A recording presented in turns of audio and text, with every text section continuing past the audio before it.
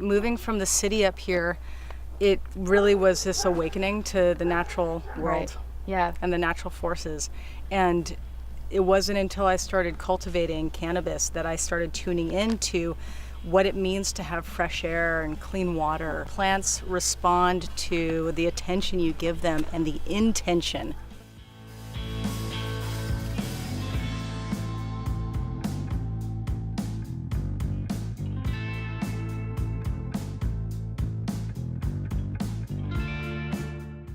For years I played drums, and I played drums in rock and roll bands and in punk rock bands and in metal bands.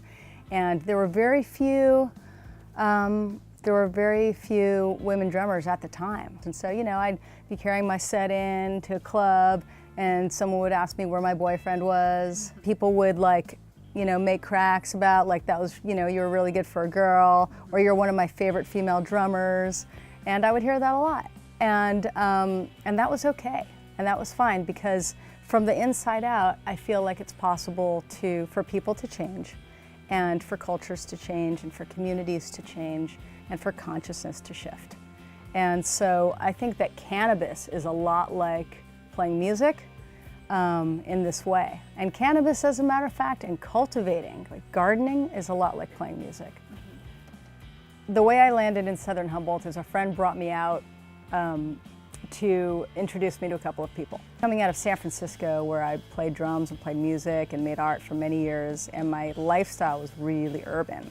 And so she brought me up here. She wanted me to meet a couple of people, and she said, "You've got to meet this badass jazz drummer." And so I came to this property and I met a woman named Joni Hannon, and after I met her, I decided I needed to make a documentary about her. She was such an incredible character.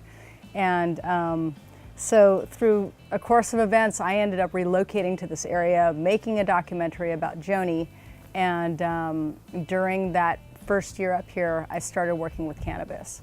Over the course of the time when I was making a documentary about Joni, we became dear friends.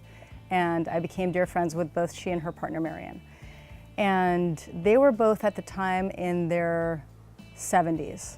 And one day, about a year into living up here, they called me up, and Marion said, "Tina, I never want to pick up a bag of chicken shit again. You want to buy the place or what?" And so I figured out how to make that happen. So I took on Serendipity. It was Serendipity Collective for years, and then that transitioned into Moon Made Farms.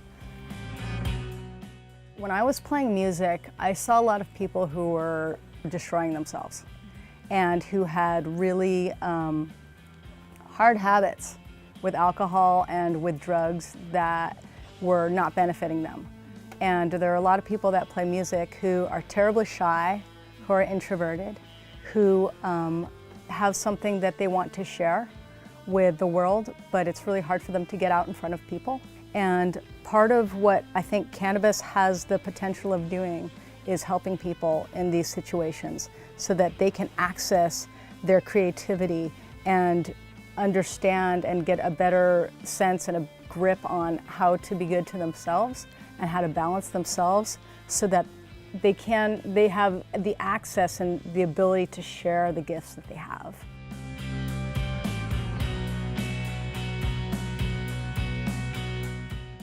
I feel like Willie Nelson, what he stands for, really resonates with the Humboldt and the Southern Humboldt and the Emerald Triangle legacy.